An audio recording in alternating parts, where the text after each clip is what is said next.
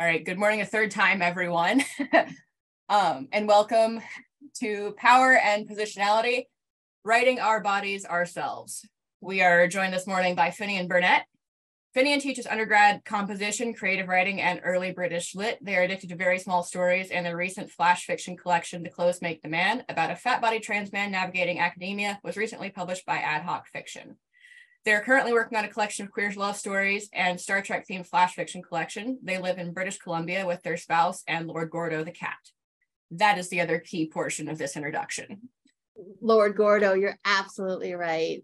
Yes. And thank you everyone for forgiving my lack of caffeine this morning. The big mug is still way too full. Thank you so much for being here. I'm going to go ahead and share my screen if that's okay with you.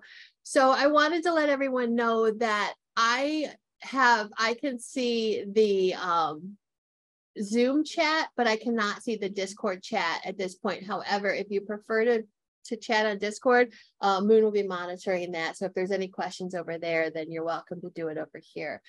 One thing I want to say is this is a writing heavy workshop. So I'm going to have you definitely doing some writing and some maybe brainstorming in the chat.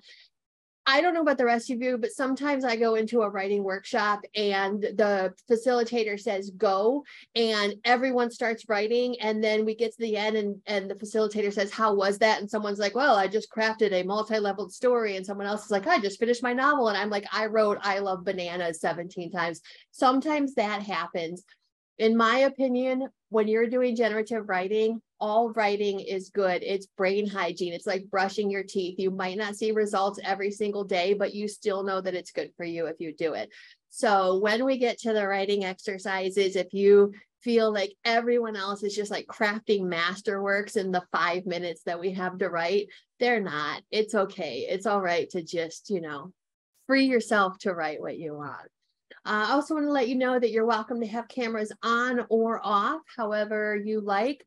I do teach in like an undergrad classroom, so I'm really used to being interrupted. So if you have any questions, please feel free to just, say, hey, Finn, or stop me, or, say, hey, you, or something, or ping Moon if you don't feel like you can ask yourself.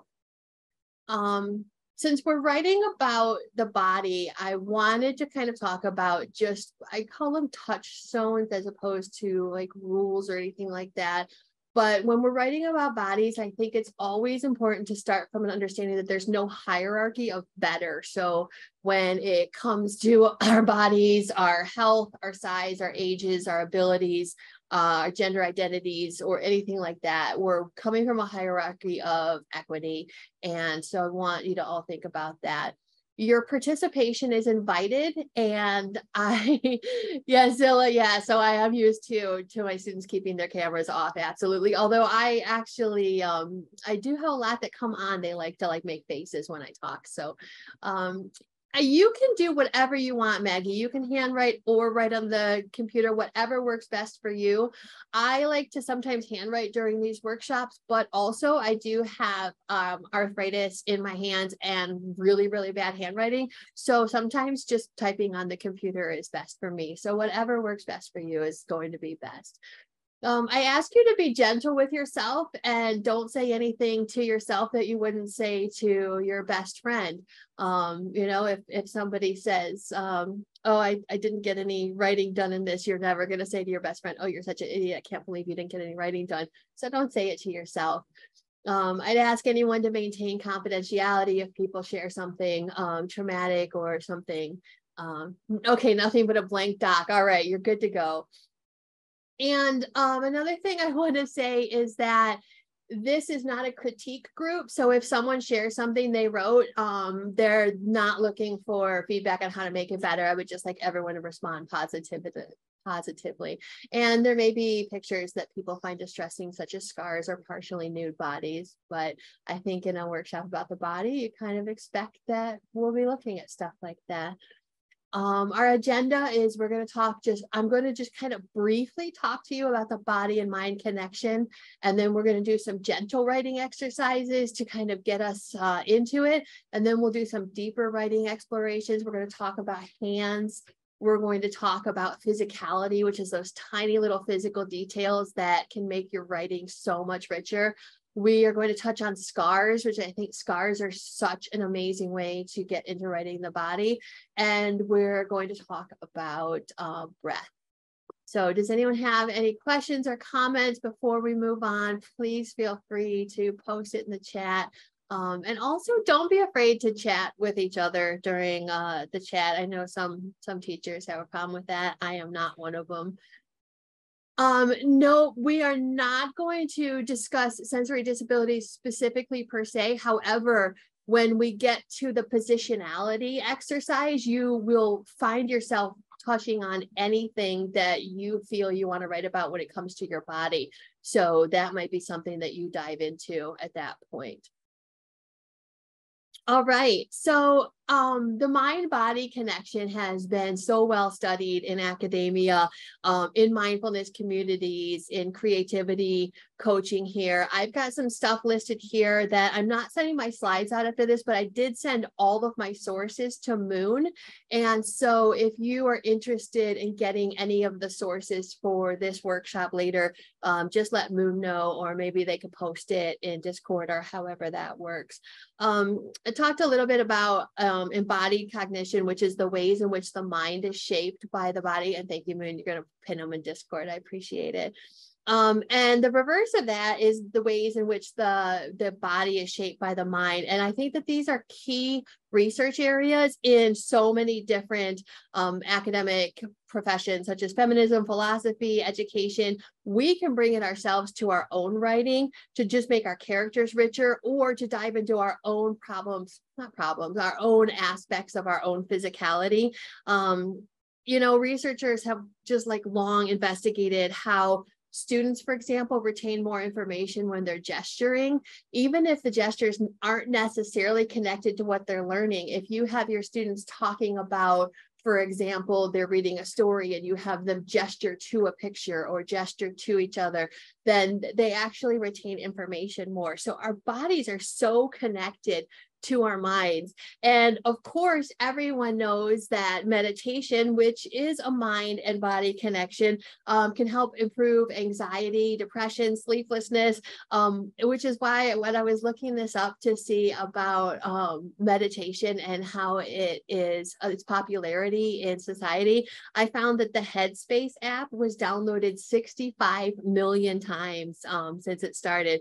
So we all kind of have this innate idea that our minds and bodies are connected. And so when it comes to this workshop, we're going to get involved in how we can do that to make our writing deeper. So before we start, I invite you, and you don't have to, but I invite you to close your eyes, take a deep breath, roll your neck if you want, or if you can. To shake my shoulders, just kind of like shrug off anything that's happening.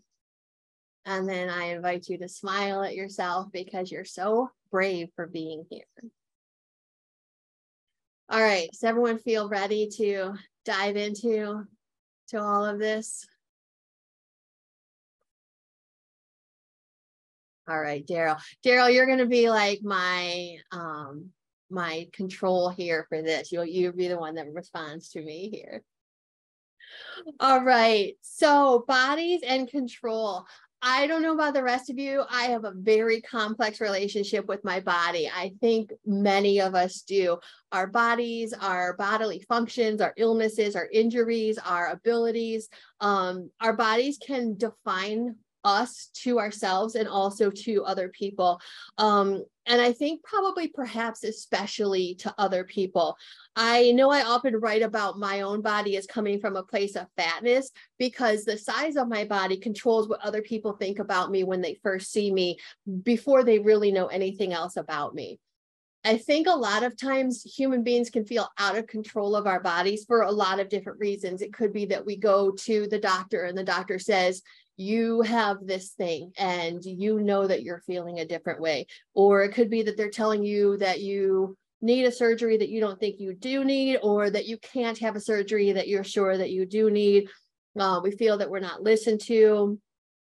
with what goes on with our bodies. And I think all the time, many years ago, I had a mechanic who was just this big burly guy and really tough. And I went into him and I said, I think there's this thing wrong with my car. And then I said, I'm sorry, you know more about this than I do. And he said, I know more about cars than you do, but you know more about this car.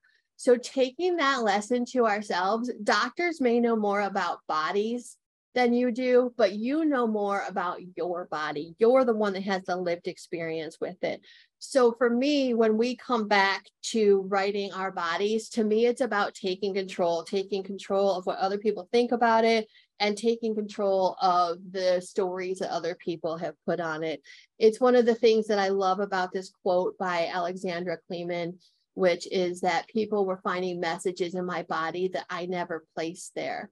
I have no way to rewrite them, but taking them to the page is a way to create reality, or specifically recreate reality as a way of taking it back.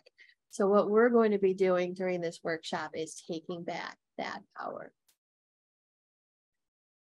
This is one of my favorite books about the body. It's called The Body Is Not an Apology by Sonia Renee Taylor. If you have not read this book and you're interested at all about body image and body acceptance, I 100% recommend this book.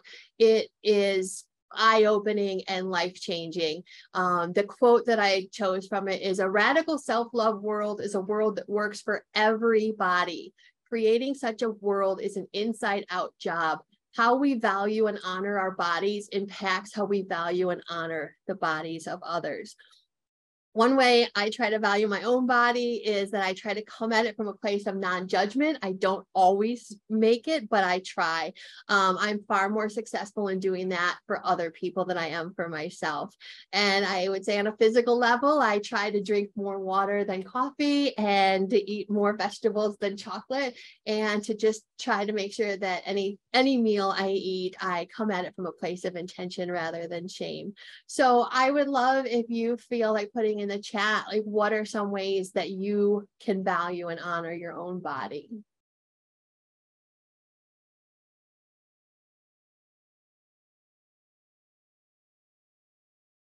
Pour beverages on the desk. I mean, that's a way. That is a hard question. Yeah.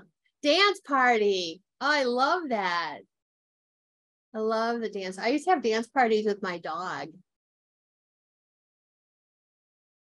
I make myself exercise so my shoulders don't seize into tiny balls of pain. Yeah. So there you're coming at exercise from a place of not just, I have to do this exercise, but I choose to do this exercise so that my body will feel better. Coffee, water, protein shake, V8. Going outside. Yeah, Storm. Yeah, sometimes just getting outside, walking in nature, even just leaning against a tree and just being. Coffee is made of water. You're absolutely, and beans. So it's like vegetables and water all in one, right?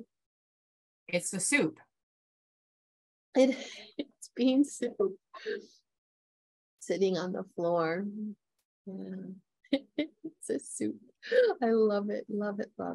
Back support for your desk chair.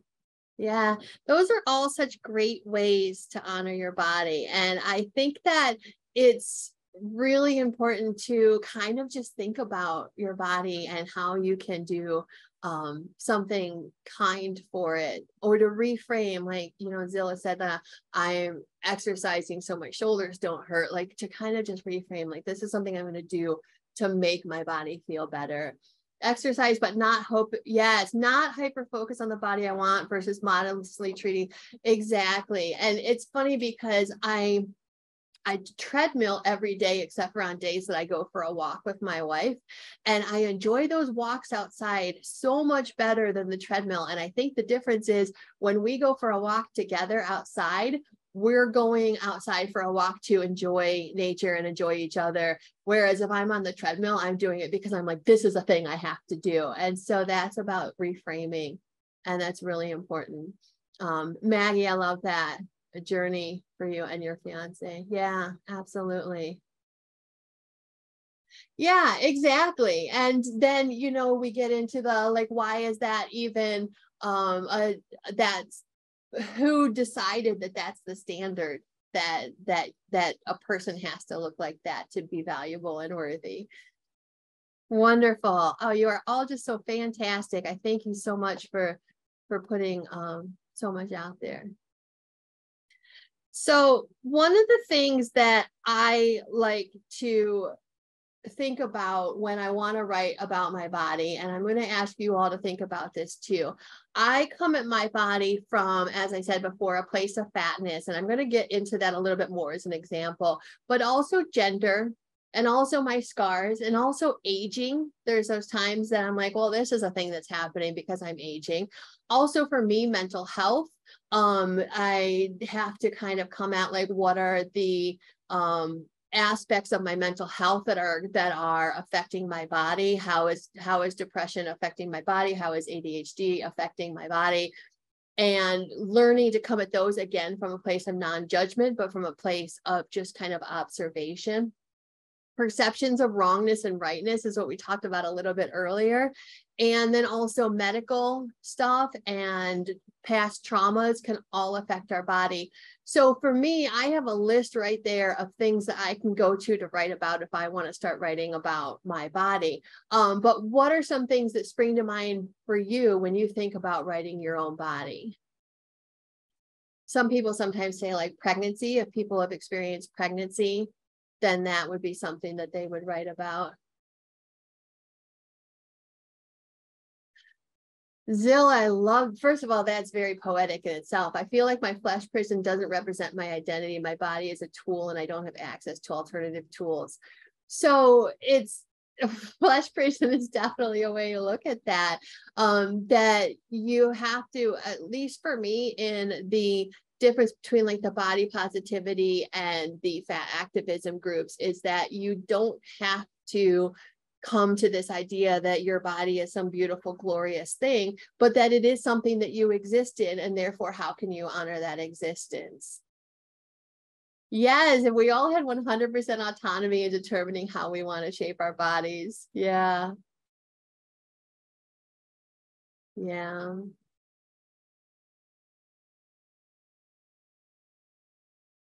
Body neutrality. Exactly. Thank you, Maggie. I was trying to think of the phrase for that. The gradual process of trying to actualize making my floppy little meat suit represent me as much as possible within the context of ability, healthcare, and access.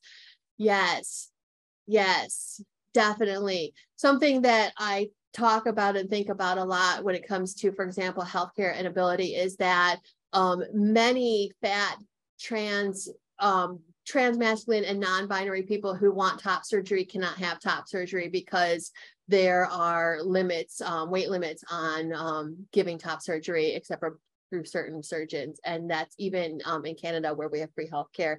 So that's something as well that medically a person can't be in the body that they wish to have if they are not allowed to do that. You can keep saying floppy little meat suit. I would not take away any words that you want to use for yourself. Absolutely not. So once you have your list, like these are the things that I feel that I could talk about with my body, whether it's gender or whether it's scars or whether it's having a floppy meat suit or whether it's your mental health or your perceptions of wrongness, that once you have that list, we can flesh that out. And before we do, I'm just going to read Susan's comment here. I identify my body by the ways it has served me. A woman with sensual needs, a mom and giving birth, having needs that break down once in a while. Yes. Having the means to ambulate. Yeah. Yeah. Perfect. So everyone has this list of topics that we can write about. And one of the things that I think is a great thing to do is to start giving yourself a positionality chart. So you can do this with, sorry, I'm just laughing over moons. A queer robot stories. Yes, absolutely. You can do this with any or all of the words. I just chose fatness to show an example of how I do this. If I had gender in that middle box, then this would be a very different, a different chart. However, you'll notice that there's overlap. So when I have fatness as my major my major topic. I also have clothing, masculine, the cost of it, the availability, how it's hard to find clothing that I feel presents my gender identity, that I feel euphoric in my size. But then there's also weight loss, and that is like body positivity versus actually, you know, attempting to lose weight, dichotomy of those communities. The childhood, you can dive into your childhood. Did you ever get put on a diet? What did your parents say? So you can do this for any word. And this is kind of just a brainstorming thing. So if you chose, for example, gender, then you can just write gender in the top and then just start writing everything that comes to mind when it comes to gender. And from that brainstorming session, you're going to come up with something that you want to write about.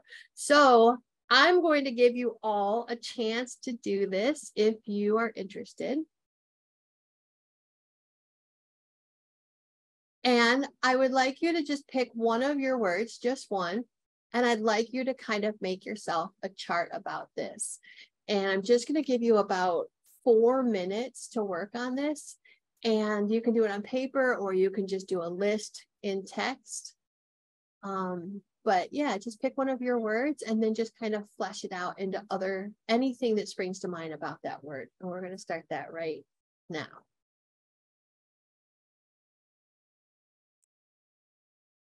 All right.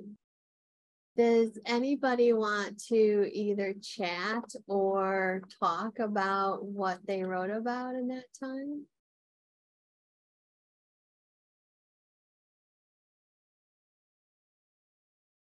I'm trying to love your comments, and for some reason, the only reaction that's coming up right now is laughing, and I don't want to laugh at everyone's comments. So just know that I'm putting hearts on your comments in my head, even though Zoom is not letting me do that.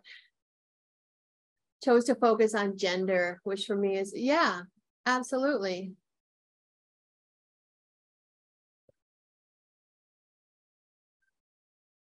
Ended up writing about my height in a way that made me realize, yeah. It's amazing how you can get into these topics and then realize, oh yeah, I do have something to say about this. And if you're a fiction writer, diving into these unresolved feelings and potential triggers is something you can also take back to your manuscript, because your characters are also going to have unresolved feelings about things, even if it's things that other people might look at and be like, wow, why does this person have a problem with this? I know, like years ago, I had a friend that thought that she had like the weirdest, ugliest ears, and they were just ears, but it was like a real thing for her. And so if your character has something that is a problem for them, then it's going to be something that'll make your manuscript richer when you write about people having stuff. Oh, Maggie, yeah, absolutely. Like there's so much overlap when it comes to talking about our bodies. Like we're always going to end up finding those things that connect to certain things. And yeah, it's definitely good to tap into those. And yeah, absolutely, Daryl.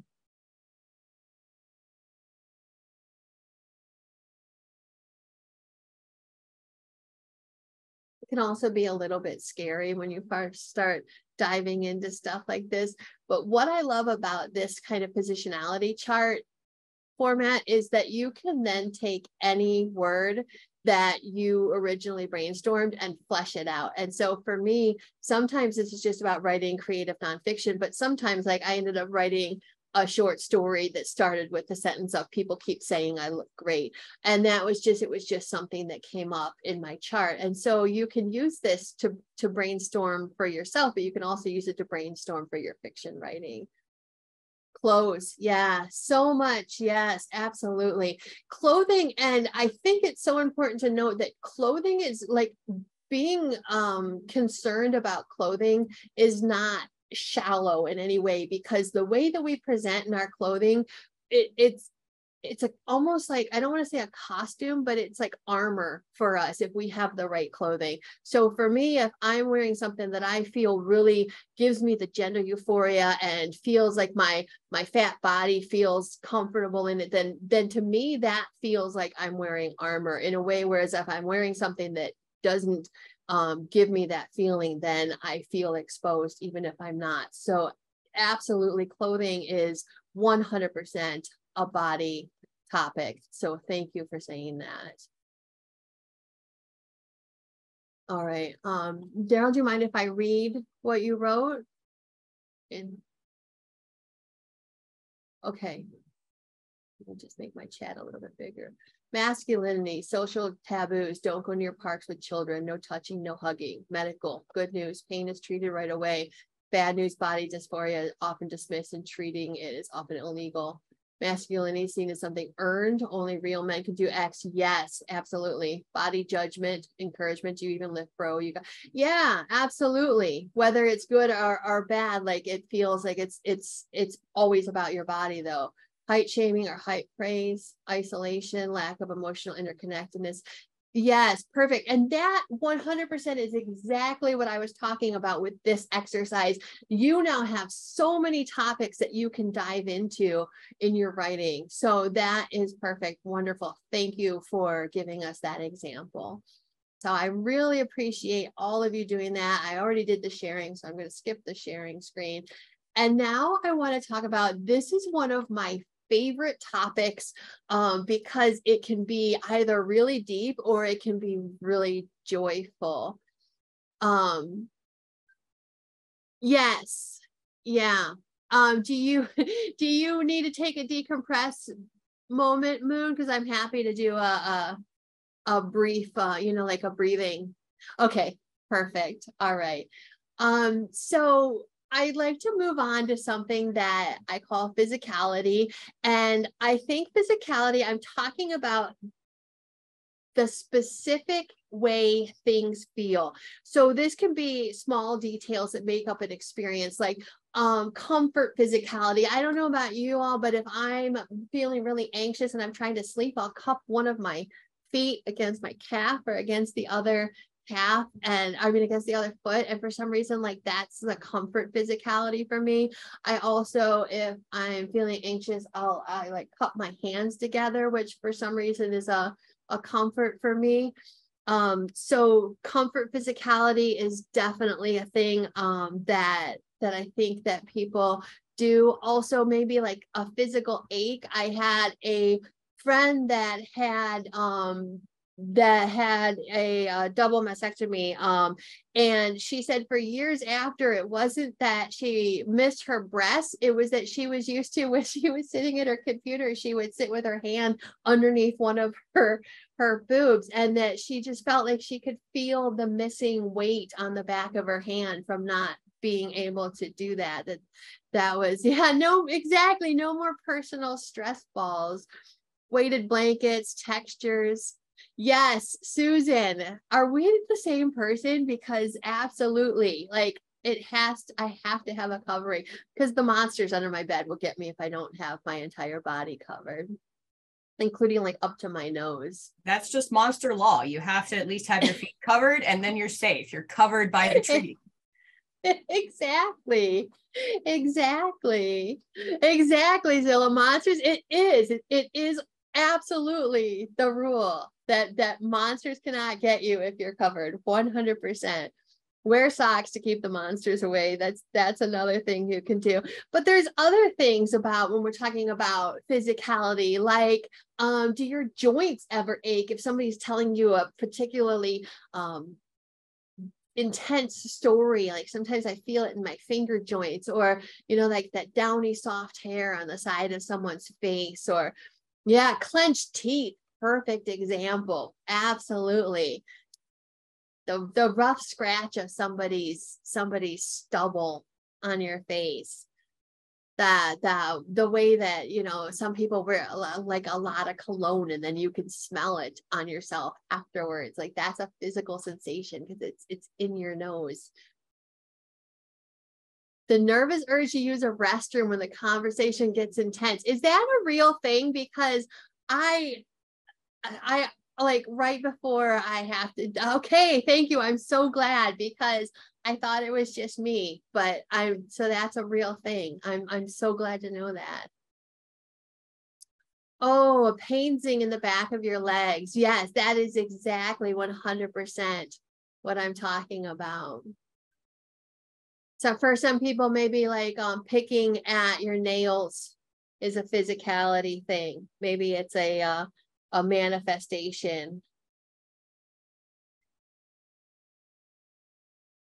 Things that you can smell, things that you can taste. Physical manifestations of grief or trauma. Oh, an example for me is sometimes if somebody else is feeling trauma, then I feel like my lungs get tight, you know, like if I don't know, it's like an empathy trauma reaction. Yeah, cinnamon vanilla. That's a comfort smell, isn't it? Well, except for my sister, she's allergic to cinnamon. Is that the weirdest thing in the world to be allergic to? I know that was very judgy, but it's my sister, so I feel like I can. It's one of the, Susan, you know, that's funny that you said that you feel like we're all family because we're so alike. Whenever I do workshops like this, I feel like people think, oh, I'm the only person in the world that experiences this or has felt this. And then all of a sudden, everyone else is like, oh, I've experienced that too. The pain in your groin when you see someone else kick. Yeah, you know, I think that is definitely like a penis having thing, because although I definitely, for me, okay, all right, so it's just like a person, it's an empathy thing, Maggie. Susan feels it for anyone that gets kicked in the groin. Yeah. I think I have that, but it's in my joints. Like when I see a video of someone getting hurt, or if I hear a really powerful thing, I feel it in my wrist and finger joints, and it's just like a physical ache. So, all right. So that is fantastic.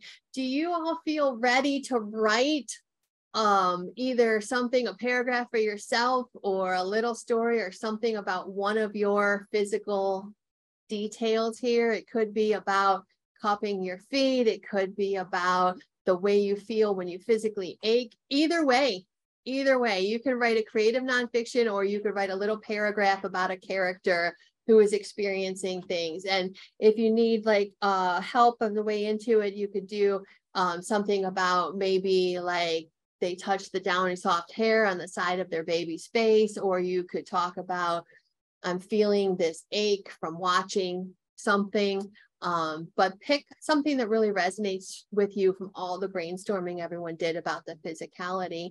And I'm just going to give everybody about, I think since we're running a little lower on time, I'm just going to give everyone another 4 minutes to write about physicality here. And we're going to start that right now.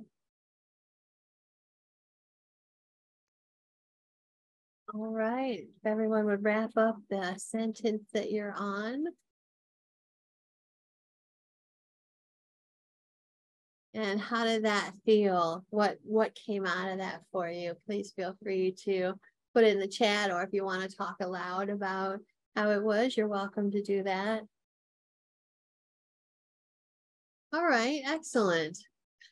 That can be a great way into these activities, is to take a character from your work in progress and dive into their physicality or their body details.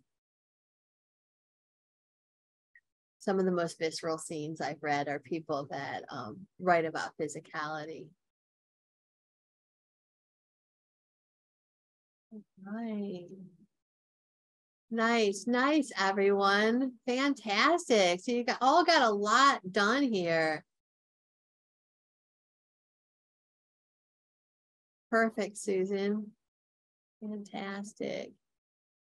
Nice. I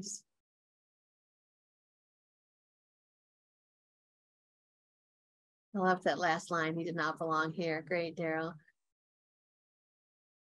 Oh, Maggie, way to bring in like the sensory of the smell. And I love that detail about the smell lingering on the tongue, because that is so true. Like a particularly strong tongue really does linger in the mouth. Oh, my pleasure, Susan. I mean, you already have me when you start writing about a campfire, because campfires are so intense, like the smell and the feel and the way people just like become vulnerable for some reason when they're sitting around a campfire with each other. So you're automatically going into something really fantastic there. Yes, fires.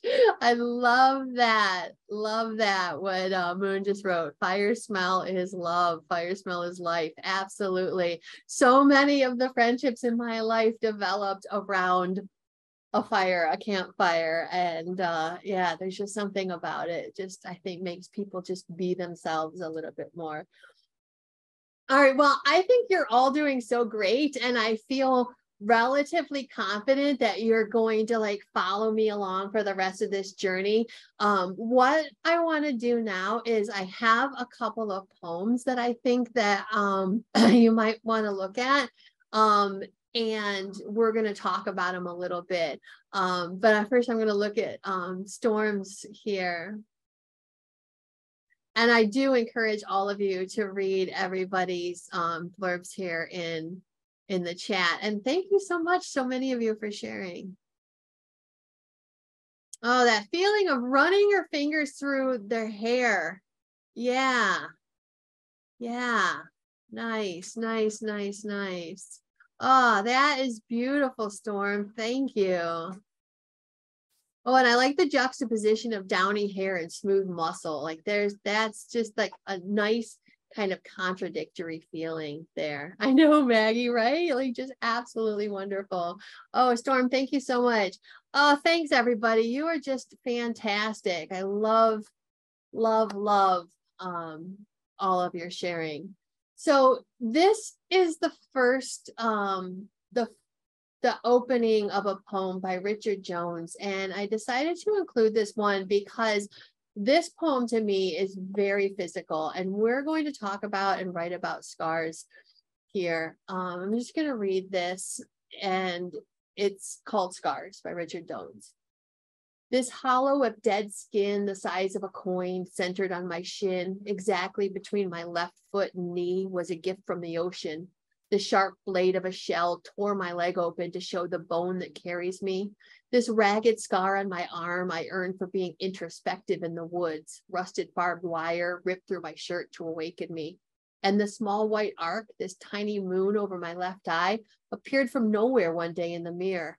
My body reveals its history. I would show you invisible tokens of sorrow and joy, grief scars and love scars. So I ask you, or I invite you to talk about, first of all, just what do you think about this poem? What does it make you feel? What does it make you wonder? Specifically, are there any lines in here that really speak to the physicality that we've been talking about in this workshop so far? The barbed wire portion specifically is fun for me because that's where my first lasting scar came from.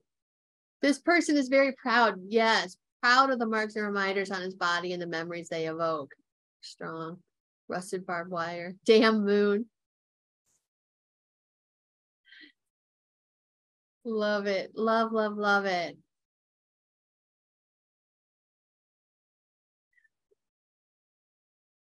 I like the idea that this person is proud. And to me, it's a reminder that the scars on a person's body are a roadmap, right, to the life that they've had. And maybe it's a map of the journey of their life. And I think that that's real. The blackberries on the other side. Yeah, exactly. You know, the blackberries are important. Oh, Maggie, yes. It's not writing from shame. Yes, and you are so right. This is from a place of exploration and perhaps even gratitude. Like, this is my body showing you what it's been through. And I feel that it's almost like a joyful, but if nothing else, is certainly not shameful. Love scars reminds me of a line I once heard where a husband got angry at a photographer for photoshopping away his wife's stretch marks without asking. Yeah, she earned those. Yeah, absolutely. Absolutely. And then that goes back to what Maggie just said about how this isn't written from a place of shame. And I think that that is really important. I love the kind of place of non-judgment that this poem gives us, that whole, I do have these scars, and I have grief scars and love scars.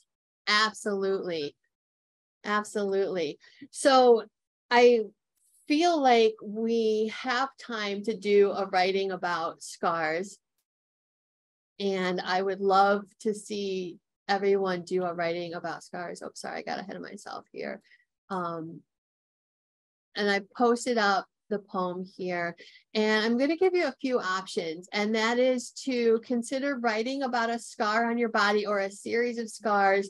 And I think I'm going to add what Maggie said here, because I like it so much, which is like not from a place of shame, but from a place of observation. So you can write about the scars from a place of observation, or you could write about the idea of grief scars versus love scars, which I think is very powerful. Or you could just pick any line from this poem that resonates and start a piece with that as your first line. That's sometimes a really great way into a new piece of writing. For example, is you could just take the line that says, "My body reveals its history," and then write from there. And so we're just going to take another, I know 4 minutes is a short period of time, but we're going to take another 4 minutes, and we're just going to investigate scars starting right now.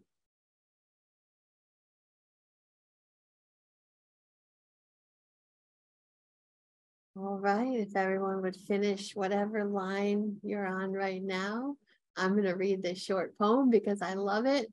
I was 5, my sisters and I laughed and chased each other, circles and circles and circles. The floor tripped me, falling and falling and falling. Then blood and tears replaced laughter.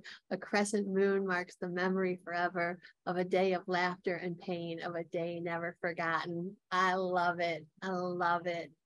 Thank you for sharing that. Oh, thank you for sharing this too. It's a small scar in a private place. You'll never see it, and it never comes up in conversation. I earned it because my reflexes saved my life. I tripped on a rock in the woods, and I reached forward, gripping another jagged stone that would have cratered through my head, flipping over it until I landed ass first in a warm, shallow puddle next to a hot spring, the wetness disguising the pain as I landed on top of more sharp, hard rocks. My scar is ugly, and it needed to be reopened and lanced over the years from other complications. Oh, I felt that.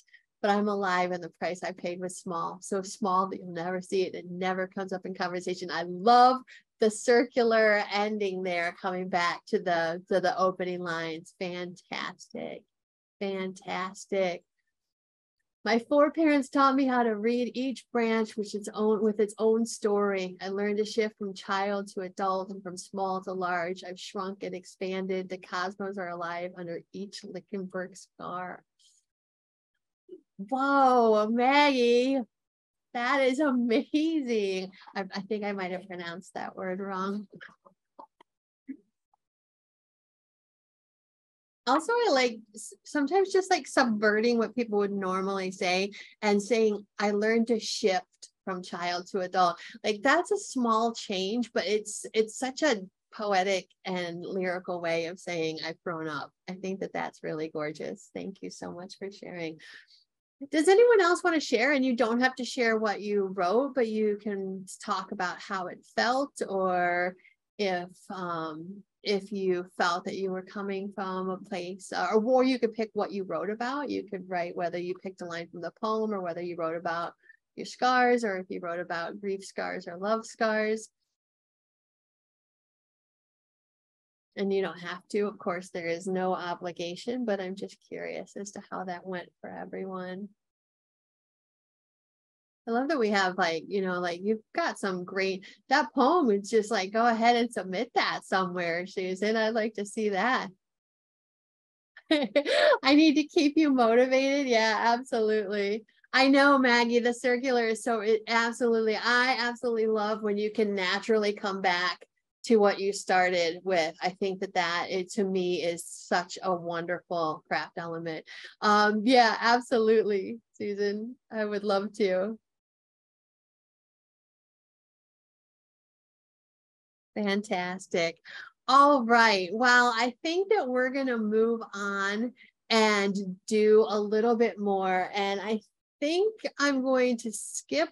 Well, no, you know what? I'm not going to skip this. I would love for everyone to just take a deep breath.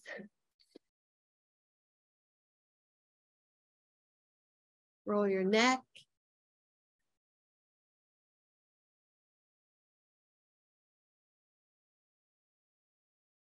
Shake your shoulders. Shake off any lingering thoughts going on there. And smile at yourself and thank yourself for being so brave, because it is super brave to come into a group of mostly strangers and talk about your bodies and write about things like scars. So just the fact that you showed up for this tells me that you are like super, super brave. Oh, and I have another entry from Sunny. The scar could not be hidden, a jagged line that ran under her chin. It crinkled like a crooked bead line. Oh, I love that. On a weld when she opened her mouth wide to laugh her favorite deep belly guffaw that the neighbor up the street said sounded like a neighing horse. Ah, I already love this character. I just think that is fantastic.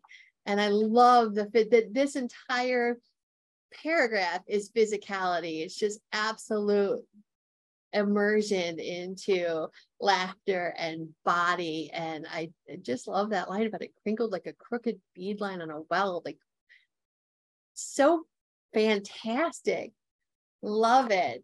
Yeah, me too, Susan. I also love the repetitiveness. Yeah, you're all amazing. I'm just so proud of you all for being here. Just absolutely amazing. So I think I will come back to hands if we have time.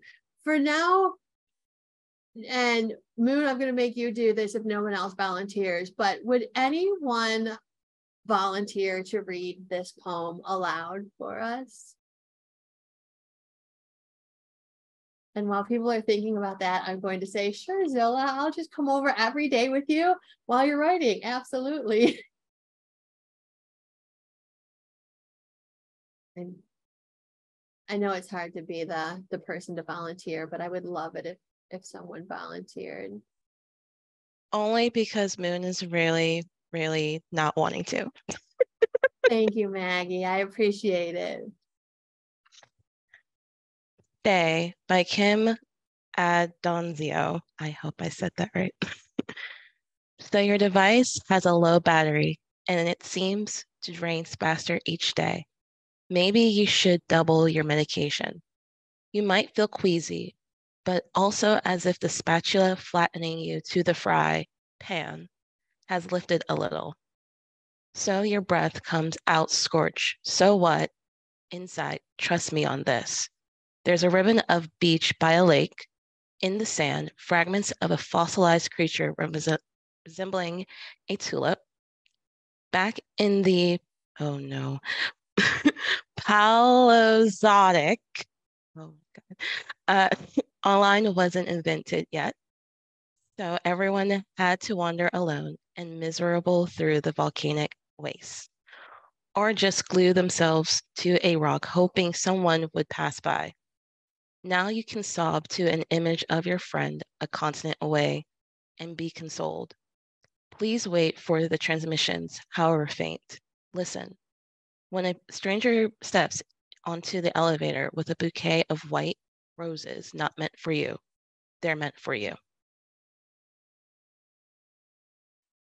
Okay, I'm done. Perfect. Thank you so much. This is one of my all-time favorite poems. You get more from it every time you read it. And yes, the last two lines, right? Like when a stranger steps into an elevator with a bouquet of white roses not meant for you, they're meant for you.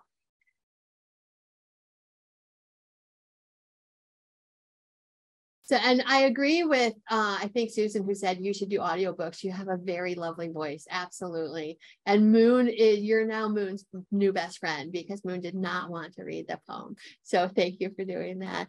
So I invite you to all think about what does this poem mean to you? And why do you think I included it in a workshop on writing the body? Or more to the point, what lines stand out to you as physical details here?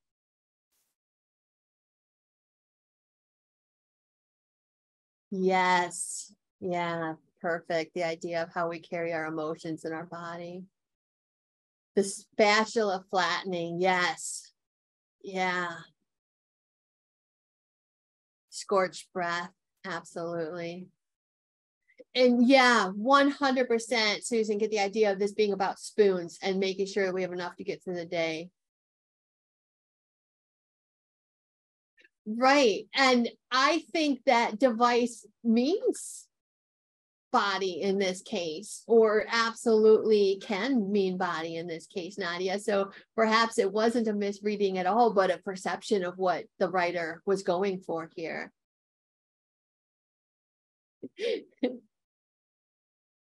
Being patient about transmissions makes, yeah, about how your body stores anxiety. Yes, Zilla. Yeah. And yeah, so let's not discount that societal collapse is also very traumatic for us. The low battery, responding to societal collapse, or managing your mental illness. I'm so glad that you brought up the medication, because what I love about this is that it's so perceptive about how mental health medications can feel sometimes as if they're not great for us. But I love this idea about how you take your medication and you feel queasy, but also lifted a little bit, as if that spatula flattening you to the fry pan has lifted a little bit.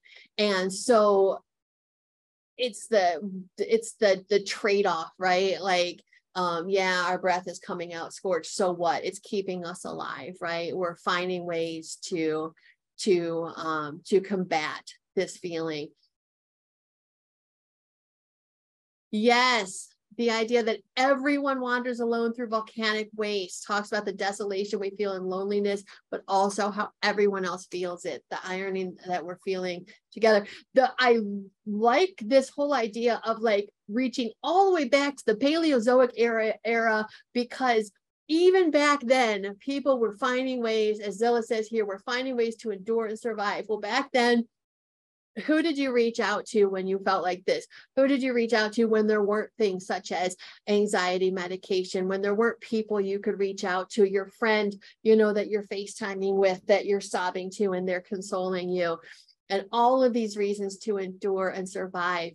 And I think one of the things that makes this poem so powerful is the title of Stay, because to me, it gives very much a different meaning to this. This is saying, these are all of your reasons to stay. Like, just stay alive. I'm here for you. And guess what? Those roses are meant for you.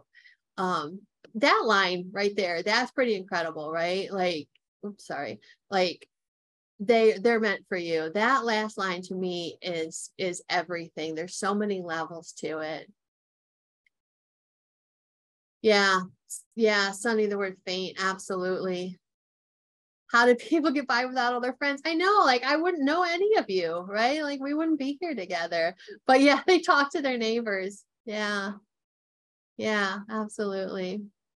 I actually have really great neighbors that, you know, like come over and watch our cat when we go away. And, you know, like, we're kind of like not great at fixing things. And the other day our ramp broke. We had a ramp from when our dog was elderly, and I was sitting in here working on the computer and I heard pounding outside, and I went and I looked out the window, and my next door neighbor was out there like fixing our ramp for us without us asking. And I opened the door and I said, "Oh gosh, thank you so much for doing this." And he said, "I'm just trying to save you all from certain deaths." So I thought, you know, like maybe we think that the people in our lives that you know, there's people for us in various ways, even if we don't necessarily recognize it. I love that image too. What I love about that last line is that it can be read in a couple of ways, but one of the ways that I think that it can be read as is you can see these beautiful things, and even if they're not coming to you specifically, you're experiencing it, and you can choose to experiencing that. So I really appreciate all of you being willing to talk about this poem. And oh gosh, I'm so glad that we went to this one. So I would love to give you all one last writing prompt here. And for this one, I would like you to think about writing about some of the lines from that poem. And it can either be as like, I define my body, or my breath is scorched, or I felt as if I was glued to a rock. Or we could do what we did last time and take absolutely any line from this poem and start your paragraph with it. And I'm going to just give you another short one. We're going to do 4 minutes on this one as well, and then we'll have time for sharing and questions. So 4 minutes starting right now.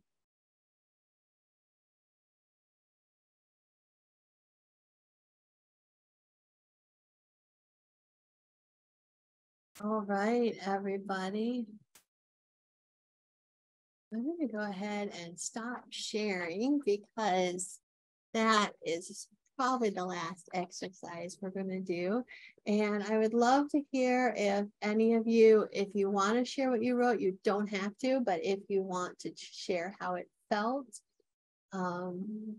there's some great ones already. That's a great first line. I define my body, my abode. That's a power line, right? Like I get to define what I'm going to write about here. Oh, Susan, I love the imagery in yours. It's fantastic. I like the way that you put your own feelings with the nature in there and how they compare. And I love that line about to remain stable on the shifting sands of time and memory, right? Like, they're meant for you. Every arid breath on blistered skin, lightning dance in your veins, tickling moss up under wrinkled feet, salty brine caressing your burned cheeks, stardust imprinted on every inch of you. They're meant for you to see you. Yes. Oh, Nadia, you weren't expecting to do therapy this early in the morning. I mean, you know, Moon and I had to pick a time that was going to work for both of us, but I was, you know, barely awake before I got started here. I have this desire, and I don't know how I'm going to do it, but I would love to do this workshop as an entire full day workshop where we just all get together in person somewhere, have breaks, have food, write about bodies, and just do like writing exercises all day. Writing is cheaper than therapy. Exactly. Not necessarily always as effective, but sometimes. Wow, wow, wow.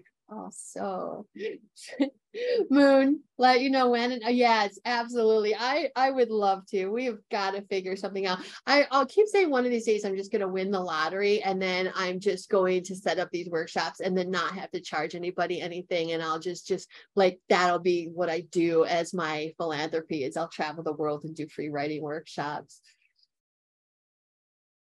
Yeah, writing is therapy you do for yourself, and rarely you might get paid to air it out in public. Yep, absolutely. Absolutely. Road trip. Yeah, you can road trip up to Canada to see me. I guess I shouldn't make assumptions. You might be in Canada for all I know. All right, so we just have a few more minutes. We could do a virtual all-day workshop. It would just be one of those things where we pick the time and have a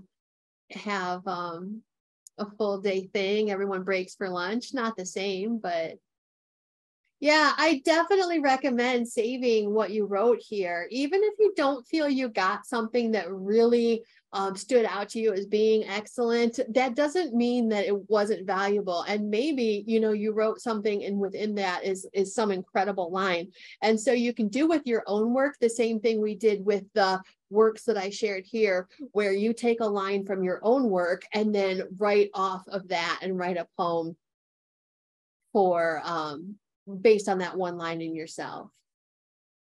I agree, Daryl, that was not an amateur attempt in any way whatsoever. Absolutely gorgeous. So we're a little bit early. We just have like 10 minutes left, but I'm curious if anyone has any questions, any comments, anything you wanted to share that you didn't get to share. I'm going to put my email in here if anyone has any questions or anything that you feel embarrassed or don't want to ask in the chat. And my website is just finnburnett.com. So you can always find me there. And I'm on Twitter at Finny and Burnett. Yeah, and you can DM Moon to ask questions, or me. Yeah, absolutely. Well, I think it's okay to let everybody go a little bit early. What do you think, Moon? If no one has any questions. Yeah, and the Discord chat will remain running. I couldn't see it while I was doing the workshop, but I'm happy to answer questions in that. Oh, my pleasure. Daryl, thank you for being here and for sharing your stuff. I really appreciate that. I loved all of the stuff that you all shared today. Like some of those poems are really going to stay with me, and the paragraphs that you all wrote. Storm, thank you for being here. I'm excited to see a familiar name. My pleasure. My pleasure. Thank you. Oh, I really appreciate all of you. Thank you for sharing. And again, Moon will put the sources, the resources in the chat. So if anyone wants to look at any sources, and that includes links to the poems that we read in this class. And Maggie, special thank you for being willing to read so that poor Moon didn't have to do it.